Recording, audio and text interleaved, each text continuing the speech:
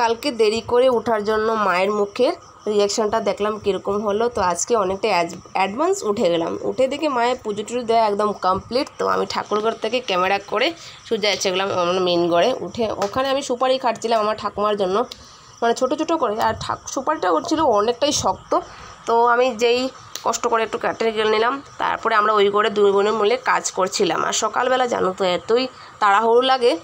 আর মা জেঠুমনি সবাই মিলে নিরামিষ ভাত বানালো, ভেন্ডি ভাজা, ডাল বানালো আর কচু শাক, আরও কী বানালো বলতে পারবো না। তারপরে আর ওইদিকে লেগেছিলো আমাদের ঘরে হুলস্থুল। ভাই যাবে কলেজ, বোনও যাবে কলেজ, আর ছোটো ভাই বোন তো এলপি স্কুলে একজন আর একজন এমই স্কুলে পড়ে। সকালবেলা নানান ধরনের ঝামেলা, জানি না তোমাদের ঘরে কি হয় কিনা, আমাদের ঘরে কিন্তু অনেক ঝামেলা ছিল। আর আজকে এত কাজের চাপ ছিল আমাদের বাড়িতে। কারণ হয়েছে জানো, আমাদের বাড়িতে মানে রবিবার দিন মনসা পুজো। ওই পুজোটা মানে আমাদের ওই শ্রাবণী পূজায় তো হতো, যদি 3 দিনের পূজা হয়, এই 3 দিন পূজাটাই হতো। তো এই বছরে মানে কি হলো, আমার মানে ওষুধ ছিল আমার কাকুর ঘরে একটা ছোটো ভাই হয়েছে তাই বলে। তো এই ঝামেলা চলে গেল মানে। আর এখন সবাই ডিসিশন নিয়েছে যে ওই পুজোটা মানে রবিবার দিন হবে, আনলে কোনো দিন মানে কোনো টাইম মানে ম্যানেজ করা যাবে না তাই বলে।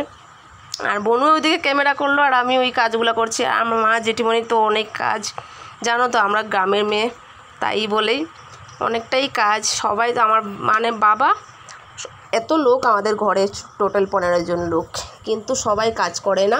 আমি আর বোনু বেকার বলেই কাজ করি, ক্যামেরা করে সারাদিন এই হুড়ুস তুলেই চলে যায়। আমার বাবা মানে অনেকই খারাপ পায় যে যারা লেখাপড়া করে আমাদের বাড়িতে মানে বাচ্চা পার্টি, তাদের দিকে মানে কোনো কাজ করালে মানে এতটাই রাগ হয়। মানে ওদের কি টাইমে আসা যাওয়া আর খাওয়া, স্কুলে যাওয়া সকালবেলা, বিকালবেলা কেউ টিউশনি, কেউ সানডে থাকলে কেউ কম্পিউটার ক্লাস, কেউ আবার ড্রয়িং ক্লাস থাকে। তাই তারপরে কি আমরা আর কিছু কাজ করতেই দিই না ওদেরকে। আর বাবা তো অনেক রাগ হয়ে যায়, তাই আমরা সব কাজ ম্যানেজ করি। তারপরে চলে গেলাম।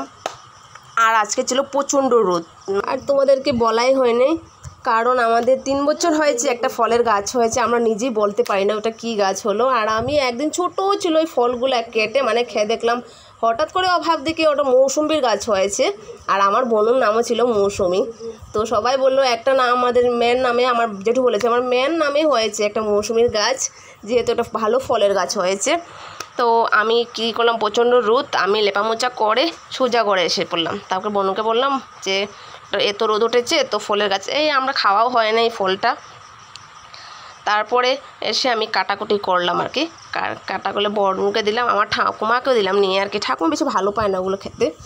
তো আজকের ব্লগ হতে চলেছে সকাল থেকে সন্ধ্যা পর্যন্ত।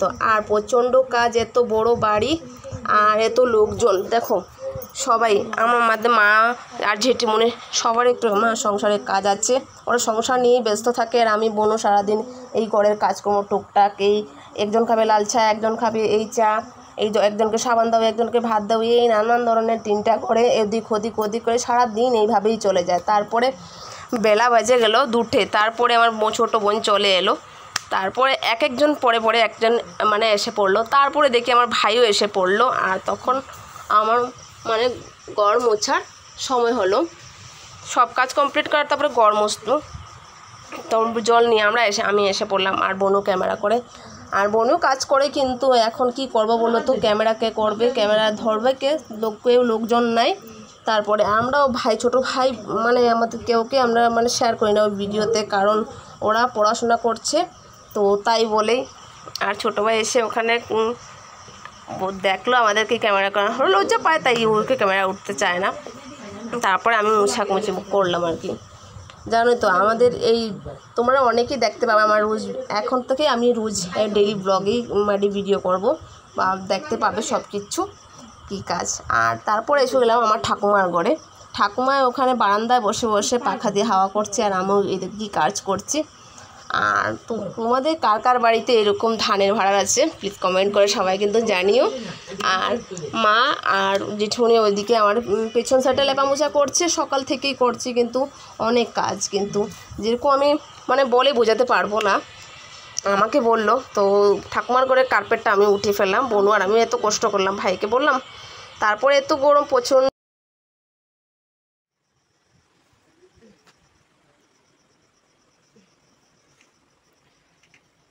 সন্ধ্যার সময় বসে পড়লাম চা খেতে, গাটা ধুয়ে ফ্রেশ হয়ে একদম। আজকে অনেক পরিশ্রম হয়েছে, অনেক কাজকর্ম করেছি। আর তোমরা অনেকে বলো যে বনু ক্যামেরা আসে না কেন, কারণ হয়েছে আমি কাজ করি আর বনু ক্যামেরা করে, কারণ ক্যামেরা তো ধরতে হবে, বনু তাই সব কাজ করে। তো এভাবে আমার ব্লগ ভিডিও দেখতে থাকো, আর ভালো লাগে একটু লাইক করে দিও। সবাইকে বলছি কেমন লাগছে আমার ব্লগ ভিডিওটা আজকের জন্য। সবাইকে টাটা বাই।